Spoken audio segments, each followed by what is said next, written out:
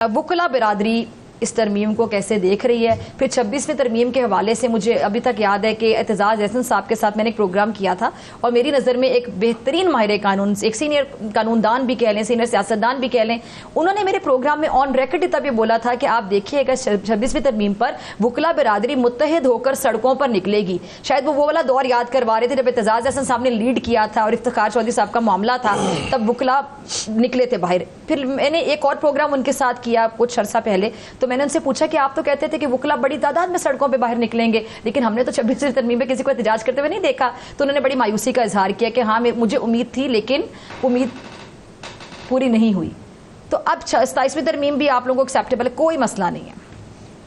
देखिए, पहली बात तो ये है डॉक्टर साहिबा कि 26वीं तरमीम ये जो कहा गया ना कि वकला निकलेंगे, ये एतजाज एहसन साहब को मैं कोट कर रही हूं, मेरे प्रोग्राम में मैंने बोला जिस तरह से कहा जाता था कि वकला निकलेंगे, बाहर निकलेंगे, सड़कों पे एहतजाज होगा, शारा दस्तूर को उसी तरह से भर देंगे जैसे 2007 और 2008 से लेके 9 तक, जब तक जजीज रिस्टोर नहीं हुए थे तो वो एहतजाज और वो दमखम होगा। लेकिन वही जो दूसरा ग्रुप था, यानी कि ये जो कहने वाले हैं, मसलन हामिद खान साहब, ये सीनियर लोग हैं, हमारे लिए काबिल एहतराम हैं, एतजाज एहसन साहब हैं, या लतीफ़ खोसा साहब। तो आपको लगता है कि निकलना चाहिए था? नहीं निकलना चाहिए। नहीं, मैं आता हूँ उस तरफ। वो उसके बाद हुआ ये कि 4th इलेक्शन हुआ था सुप्रीम कोर्ट, तो उसमें वो दूसरा ग्रुप जीत गया, ठीक है। इसका मतलब ये है कि immediately that amendment was endorsed by the lawyer fraternity. फिर इस साल इलेक्शन हुआ supreme court bar association Pakistan का, उसमें दुगने मार्जिन से समझे वही ग्रुप जीत गया जो 27वीं तरमीम के हक में है, जो 26वीं तरमीम के हक में था। तो इसका मतलब ये हुआ कि वकला कम्युनिटी वो इस के हक में है कि तरमीम होनी चाहिए। अब मैं तरमीम क्या है भला, एक जो इम्पोर्टेंट बात है वो ये पहली बात है कि जो कॉन्स्टिट्यूशन का आर्टिकल है 213, वो इस बात का 238 और 239 वो ये हक देता है पार्लियामेंट को कि ये प्रीरोगेटिव है पार्लियामेंट का कि वो आइन को अमेंड कर सके।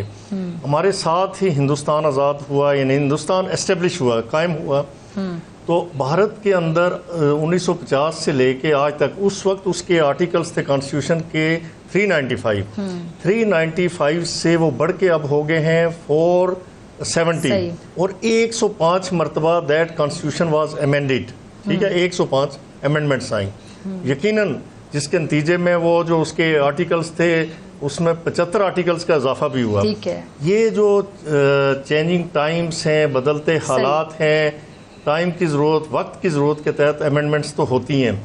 अब ये अमेंडमेंट क्यों ज़रूरी थी? मैं ज़ाती तौर पे पिछले साल भी आपके प्रोग्राम में मैं आता रहा हूँ, वहाँ दूसरे चैनल पे और बाकी भी मैं मुख्तलिफ जगहों पे यही कहता रहा कि कॉन्स्टिट्यूशनल बेंच नहीं बल्कि कॉन्स्टिट्यूशनल कोर्ट कायम होनी चाहिए, जिस तरह के जर्मनी के अंदर है, जिस तरह के साउथ अफ्रीका के अंदर है, जिस तरह के इटली के अंदर है, और बाकी भी कुछ ममालिक हैं जहाँ पे अलग से उन्होंने कॉन्स्टिट्यूशनल कोर्ट्स बनाई हैं। जिस तरह मेरे भाई बुखारी साहब वो फरमा रहे थे कि नो डाउट कि पाकिस्तान की कोर्ट्स पे बड़ा बर्डन है। इस वक्त जो पेंडिंग केसेस हैं पाकिस्तानी अदालतों में वो 2.4 मिलियन हैं। सुप्रीम कोर्ट ऑफ पाकिस्तान में पिछले साल जो पेंडेंसी थी वो 60,600 कुछ केसेस की थी, लेकिन वो रिड्यूस होके 56,000 तक आ गई। वो एक साल के अंदर ये जो ये गिरावट और जो रिडक्शन हुई या केसेस कम हुए, जो बर्डन लेसन हुआ सुप्रीम कोर्ट ऑफ पाकिस्तान का, उसकी वजह मैं समझता हूँ कि कॉन्स्टिट्यूशनल बेंच बना, जजेस की तादाद में इजाफा हुआ, जिसकी वजह से कुछ आम केसेस की भी समाअत हुई। अब भी मेरी ज़ाती राय ये है कि अलग से कॉन्स्टिट्यूशनल कोर्ट होनी चाहिए, चूँकि कॉन्स्टिट्यूशनल कोर्ट या सुप्रीम कोर्ट एक केस को लेके बैठ जाता था, कई माह तक उसकी समाअत होती थी, लंबी लंबी तकरीरें और लंबी लंबी बहसें होती थी, जिसके नतीजे में जो आम लिटिगेंट है वो सफ़र करता था, उसकी साल हा साल से पेंडिंग अपील्स, चाहे वो क्रिमिनल हो, सिविल, टैक्स, वो पेंडिंग रहती थी। ठीक है जी। अच्छा राजा साहब, आपका पॉइंट ऑफ व्यू रह गया था इस बात पे जो बात कह रहे थे अली बुखारी भाई, क्या कहेंगे आप इसमें? अच्छा, पहली बात तो ये है कि मैंने गूगल से डिस्कशन करनी क्या नहीं, वैसे वो मैं ये कहना चाह रहा था कि गूगल से देख के, गूगल को मैंने चेक करके तो ये सारी पेंडेंसी बताई। सुप्रीम कोर्ट में जो बैकलॉग था वो रिड्यूस हुआ है, ये हकीकत है।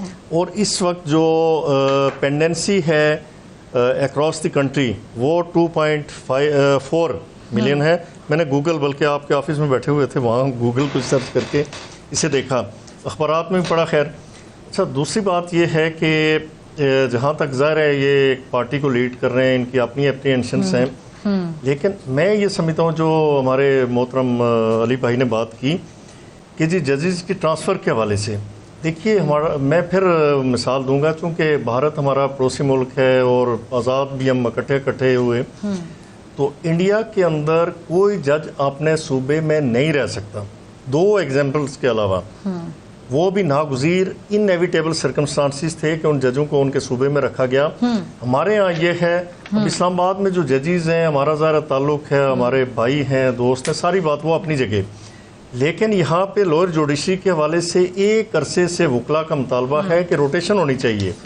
جو ہمارے متھے لگ گئے جب تک ان کی ریٹائرمنٹ نہیں ہوتی، ٹل اٹیننگ دی ایج آف سپرانویشن، وہ یہیں پہ رہیں گے، جس کی وجہ سے بہت نقصان ہو رہا ہے.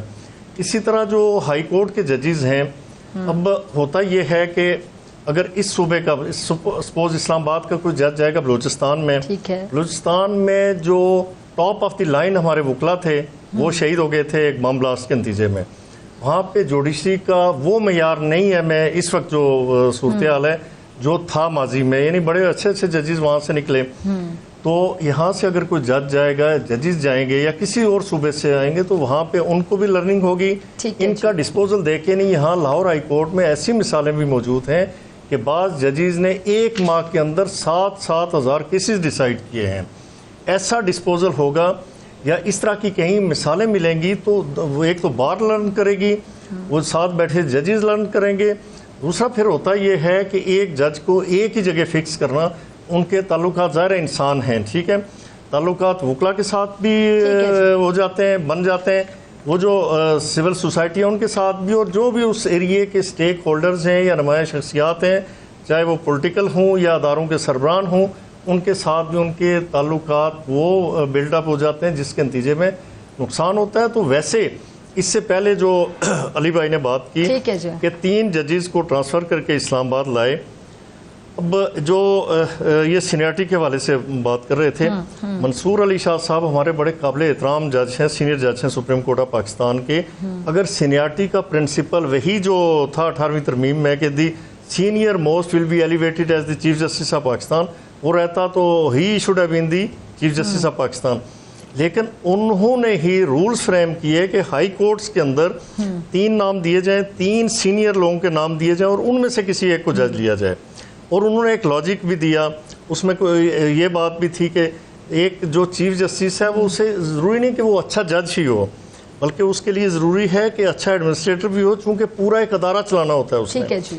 تو اسی طرح آپ دیکھیں آرمی چیف کا تقرر یا الیکشن کمیشن کے چیئرمین کا جو تقرر ہوتا ہے اس میں بھی آپ 3 نام دیتے ہیں.